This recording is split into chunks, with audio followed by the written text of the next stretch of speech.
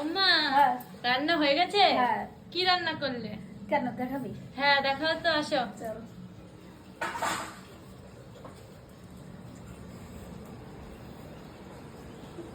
চুল গাড়িয়ে দেবে। এটা ভাত প্রথমে, এই যে বাবার জন্য পেঁপে সেদ্ধ দিয়েছি আর ভাত আর ওল সেদ্ধ। ওলটা ভাতে দিয়েছিলাম, দিয়ে মেখেছি ভাজা লঙ্কা দিয়ে পেঁয়াজ দিয়ে। আর সেদিনকে কাকিমা বকফুল দিয়েছিল, হ্যাঁ। ওই বকফুলটা ওইটা পড়েছিল আর এগুলো ফোটা ছিল, সেইগুলো 2-3টা মিলিয়ে একবার করেছি, মানে একটা একটা করে হ্যাঁ। ফোটা বলে সেই জন্য এরকম লাগছে। আর ইয়ে পালং শাকের ঘন্ট, ওবি চিংড়ি মাছ আনলো বললি না, হ্যাঁ। যে মা পালং শাক আর চিংড়ি মাছ এনেছে, তা কি করবা? তা আমি বললাম যে যখন রান্না করবো দেখবো। পালং শাকের ঘন্ট করেছি চিংড়ি মাছ দিয়ে, আর চাল কুমড়োর তরকারি চিংড়ি মাছ দিয়ে। চাল কুমড়ো ছিল একটা, তরকারি করেছি, ঘন্ট করে নিই, এই জন্য একটু লম্বা লম্বা ওটাকে কেটেছি।